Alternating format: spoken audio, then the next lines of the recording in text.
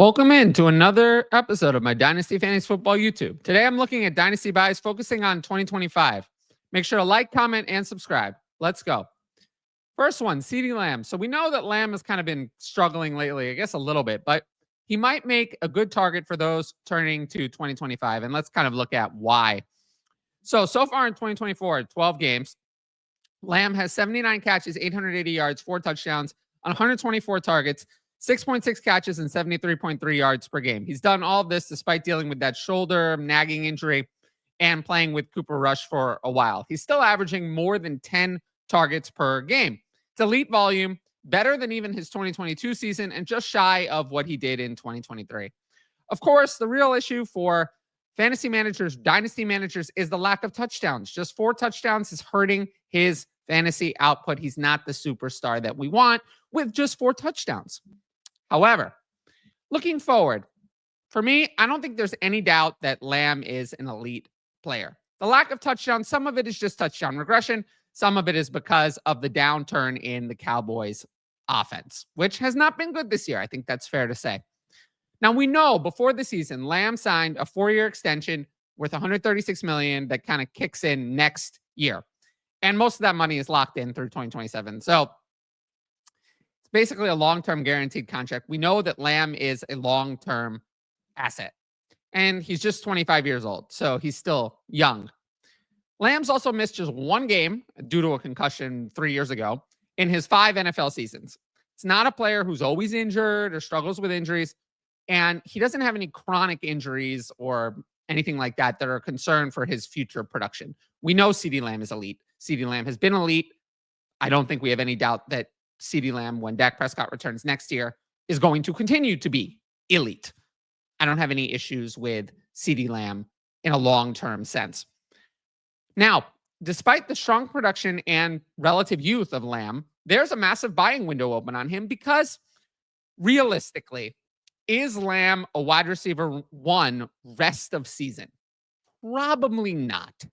So since he's not as high-end rest of season as he is in Dynasty, there's your buying window. So here are some trades that I saw, and these were not the worst ones, but there are other even worse ones.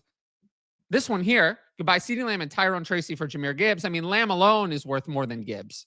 So I don't understand why Tyrone Tracy is with Lamb here. I would easily take the Lamb side, whether I'm contending or not, and get what I think is going to be more production between those 2 players than just Jahmyr Gibbs, who's been good, but a little disappointing, I guess, I would say, compared to some expectations. And then this one, buy CeeDee Lamb for Zay Flowers, Jordan Addison, 26 first. These are all, 26 first is nice. Zay Flowers is fine. Jordan Addison, less good, but okay. These are not exciting assets. I mean, would you rather have these 3 things or 1 CeeDee Lamb? We would rather have 1 CeeDee Lamb. So I like this price. And then this last one I think is actually the worst. We know that I don't like George Pickens, but to buy CeeDee Lamb for George Pickens and Isaiah Pacheco, I mean, this is a no-brainer. This is a no-brainer. I would much rather have CeeDee Lamb. Again, no matter the state of my team, especially if I'm not competing, it's an easy decision to buy CeeDee Lamb at this reduced cost. Now, my next player, buy Jonathon Brooks. Obviously, he hasn't done much this year, but he's a rare running back buy. I usually say, typically in Dynasty, buying running backs is almost impossible. We can see that the mid to high end running backs all have major concerns and are all overpriced. So you kind of have to get them before they get to that price range. Now, Brooks hasn't done anything this year. 8 carries for 25 yards and 3 catches for 23 yards in 2 games. He's barely played. Did get more involved last week. Of course, we know that Jonathon Brooks was a great college prospect coming out of Texas.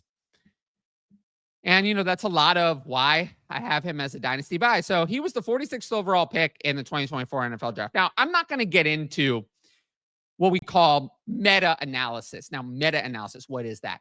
Meta-analysis would be looking at all of the second-round running backs and seeing what does that mean? What does being a second-round running back mean for your future success? We're not going to get into that. But I will say I did this on the Patreon, and you know, they're pretty successful overall. It's a pretty good group. So it's rare to see a second round running back totally bust. And I don't expect Brooks to be a bust. In college, he was very good in his final college season. 187 carries, 1,139 yards, and 10 touchdowns, 25 catches, 286 yards, and touchdown. Now, you might say, why didn't he produce before that? Well, he was the backup to Bijan Robinson, who, I mean, Bijan Robinson is so good that he was not going to allow another running back to produce. Not to mention that there was already a backup in Roschon Johnson who was experienced and is also in the NFL. So it's not like Brooks really had much of an opportunity. Running back is not wide receiver. There's only one running back on the field at a time. So he was blocked from producing before his final year. But he did break out in 2023. When he had the opportunity, he capitalized. Is he the best running back prospect ever? No.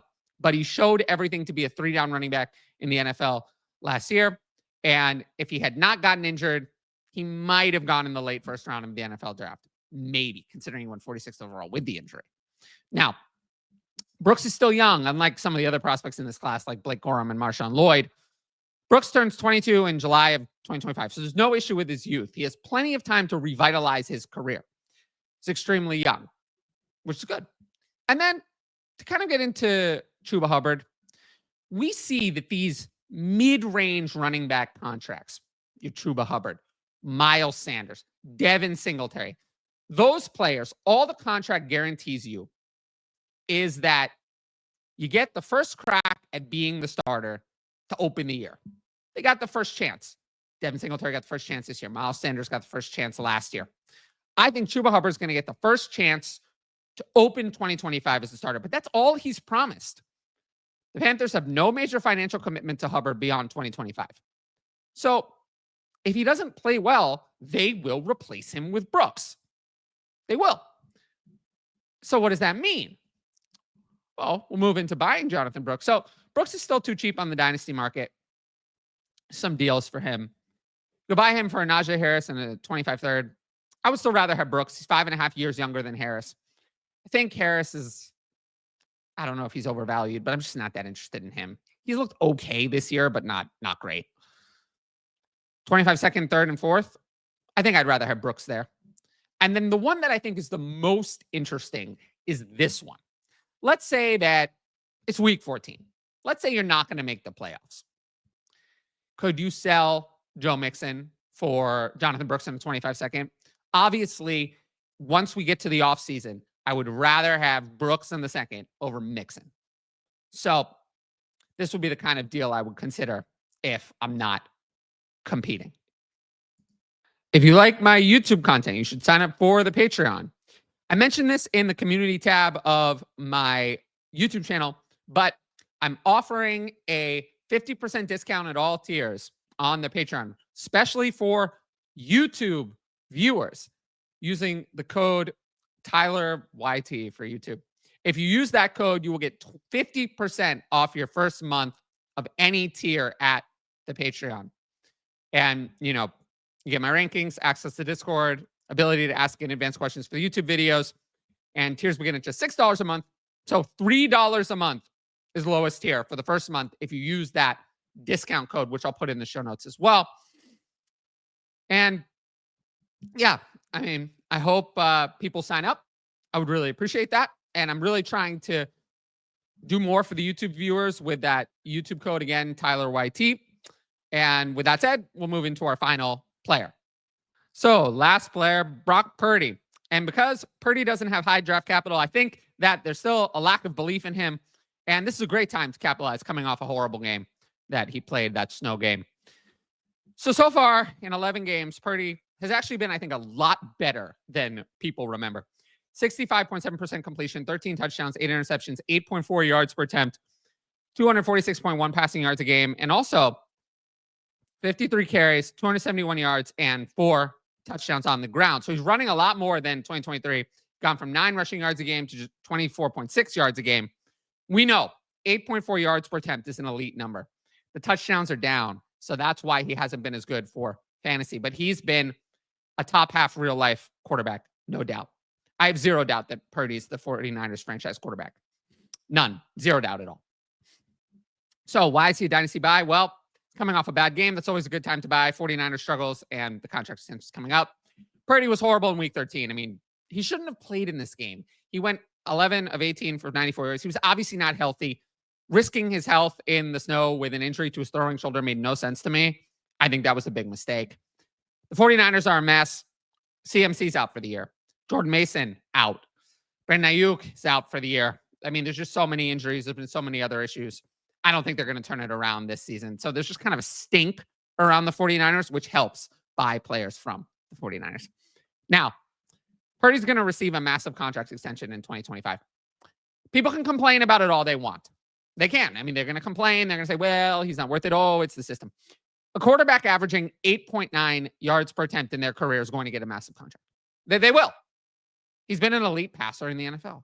Why would you not give that player a massive contract? You see what happens when you end up in quarterback purgatory forever, and it's not where you want to be. So if you actually have someone who's performed as a franchise level quarterback, you need to do what it takes to keep that player. You just do. There's no way around that. So these struggles for Purdy are opening a buying window. Saw a lot of trades. This one, go buy him for Bryce Young, DeAndre Swift, and Jacoby Myers. I mean, these are not players I want. I mean, DeAndre Swift is not interesting. Jacoby Myers is old and is only good because Devontae Adams was traded in season. I would much rather have Brock Purdy in the Superflex Dynasty League than this package. Then there's this one, 25 first and second. There were many worse versions of this. There was 25 first by itself. There was buying Brock Purdy for less than a 25 first. There were a lot of versions of buying Brock Purdy for picks that were even cheaper than this. This one was the reasonable one that I found. And then buy Brock Purdy and Zay Flowers for Drake May in a 25 third. May and Purdy are probably worth about the same to me. Purdy is safer. I think we know that he's going to be a franchise quarterback. May probably has more upside because of the rushing. But if I can get Zay Flowers, who's a really good wide receiver for a 25 third, I would go to the Purdy side here relatively easily without a second thought. Now, we've got a bit of NFL news. The Ravens suspend Diontae Johnson for 1 game for conduct detrimental to the team. And Johnson's been a disaster for the Ravens. 1 catch for 6 yards as a Raven. As a Panther before that, 30 catches, 357 yards, 3 touchdowns in 7 games, which is fine. I mean, he was pretty good, similar to the previous year. It does feel like, though, Johnson is killing his dynasty value with all of these issues. Is any team going to give him a major contract with a big role for 2025? I don't think so. So Johnson, I think, is a player whose dynasty value is kind of in the toilet. And we're definitely going to see the Ravens try to add some sort of other wide receiver. Again, they're going to make more effort to add a wide receiver, but it's hard.